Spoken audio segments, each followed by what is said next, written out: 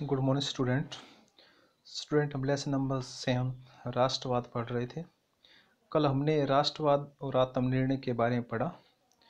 आज हम राष्ट्रवाद और बहुलवाद के बारे में पढ़ेंगे, तो मैं आशा करता हूँ ध्यानपूर्वक सुनेंगे। देखिए, एक संस्कृति एक राज्य के विचार को त्यागते ही यह जरूरी हो जाता है कि ऐसे तरीकों के बारे में सोचा जाए जिसमें विभिन्न संस्कृति और समुदाय एक ही देश में फल फूल सके। इस लक्ष्य को पाने के लिए ही अनेक लोकतांत्रिक देशों ने सांस्कृतिक रूप से अल्पसंख्यक समुदाय की पहचान को स्वीकार करने और संरक्षित करने के उपायों को शुरू किया। भारतीय संविधान में धार्मिक, भाषाई और सांस्कृतिक अल्पसंख्यकों की संरक्षण के लिए विस्तृत प्रावधान है। विभिन्न देशों में समूह को जो भी अधिकार प्रदान किए गए हैं उनमें शामिल है अल्पसंख्यक समूह एवं उनके सदस्यों की भाषा, संस्कृति एवं धर्म के लिए संवैधानिक संरक्षण के अधिकार। कुछ मामलों में इन समूह को विधायी संस्थाओं को और अन्य राजकीय संस्थाओं में प्रतिनिधित्व का अधिकार भी होता है। इन अधिकारों को इस आधार पर न्यायोचित ठहराया जा सकता है कि ये अधिकार इन समूह के सदस्यों के लिए कानून द्वारा समान व्यवहार एवं सुरक्षा के साथ ही समूह की संस्कृति पहचान के लिए भी सुरक्षा का प्रावधान करते हैं। इसके अलावा इन समूह को राष्ट्रीय समुदाय के एक अंग के बतौर भी मान्यता देनी होती है। इसका मतलब यह है कि राष्ट्रीय पहचान को समावेशी रीति से परिभाषित करना होगा, जो राष्ट्र राज्य के तमाम सदस्यों की महत्ता और अद्वितीय योगदान को मान्यता दे सके। हालांकि यह उम्मीद की जाती है कि समूह को मान्यता और संरक्षण प्रदान करने के लिए उनकी आकांक्षाएं संतुष्ट होंगी। फिर भी हो सकता है कुछ समूह पृथक राज्य की मांग पर अडिग रहे। यह विरोधाभासी भी प्रतीक हो सकता है कि जहां दुनिया में भूमंडलीकरण का दौर जारी है, वह राष्ट्रीय आकांक्षाएं अभी भी बहुत सारे समूह और समुदायों के लिए उद्वेलित कर रही हैं। ऐसी मांगों से लोकतांत्रिक ढंग से निपटने के लिए यह जरूरी है कि संबंधी देश अत्यंत उदारता एवं दक्षता का परिचय दे। कुल मिलाकर राष्ट्रीय आत्मनिर्णय के अधिकार और आमतौर पर इस रूप में समझा जाता था कि इससे राष्ट्रीयता के लिए स्वतंत्र राज्य का अधिकार भी सम्मिलित है, लेकिन यह नामुमकिन है कि प्रत्येक राष्ट्रीय समूह को स्वतंत्र राज्य प्रदान किया जाए। साथ ही यह संभव है, अवांछनीय भी होगा, यह ऐसे राज्यों के गठन की ओर ले जा सकता है जो आर्थिक और राजनीतिक क्षमता की दृष्टि से बेहद छोटे हों, और इससे अल्पसंख्यक समूह की समस्याएं और बढ़े। इस अधिकार की यह पुनर्व्याख्या की जाती है। इसका मतलब यह है कि राज्य के भीतर किसी राष्ट्रीयता के लिए कुछ लोकतांत्रिक अधिकारों की स्वीकृति।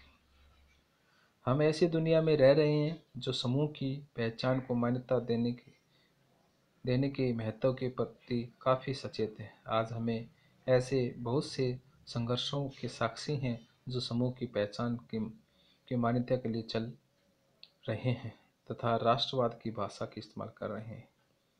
इस बात की ज़रूरत है कि हम राष्ट्रीय पहचान के उनके दावों की सत्यता को स्वीकार करें, लेकिन इसका मतलब ये नहीं है कि हम राष्ट्रवाद के असहिष्णु और एक जातीय स्वरूप के साथ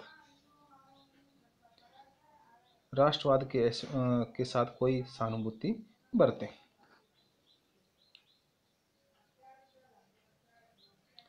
अब देखिए, राष्ट्रवाद का रविंद्रनाथ ठाकुर की समालोचना देखिए, इसमें क्या लिखा गया है। राष्ट्रवाद हमारा अंतिम आध्यात्मिक मंजिल नहीं हो सकता।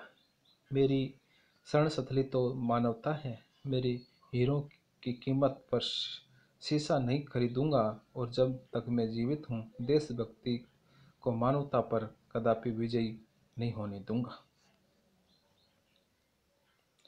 यह रविंद्रनाथ ठाकुर ने कहा था। वे औपनिवेशिक शासन के विरोधी थे और भारत की संविधानता के अधिकार का दावा करते थे। वे महसूस करते थे कि उपनिवेशों के ब्रितानी प्रशासन, ब्रितानी मीनिंग ये जो अंग्रेज लोग हैं उनको कहते हैं, मानवीय संबंधों की गरिमा बरकरार रखने की गुंजाइश नहीं है। ये एक ऐसा विचार है जिसे ब्रितानी सभ्यता में भी स्थान मिला है। टैगोर पश्चिमी साम्राज्यवाद का विरोध करने और पश्चिमी सभ्यता को खारिज करने के बीच फर्क करते थे। भारतीयों को अपनी संस्कृति और विरासत में गहरी आस्था होनी चाहिए, लेकिन उन्हें बाहरी दुनिया से मुक्त भाव से सीखने और लाभान्वित होने का प्रतिरोध नहीं करना चाहिए। टैगोर जिसे देशभक्ति कहते थे, उसकी आलोचना उनके लेखन का स्थायी विषय था। वे देश के स्वाधीनता आंदोलन के मौजूद संकीर्ण राष्ट्रवाद के कटु आलोचक थे। उन्हें भय था कि तथाकथित भारतीय परंपरा के पक्ष में पश्चिम की खारिजी का विचार यहीं तक सीमित रहने वाला नहीं है।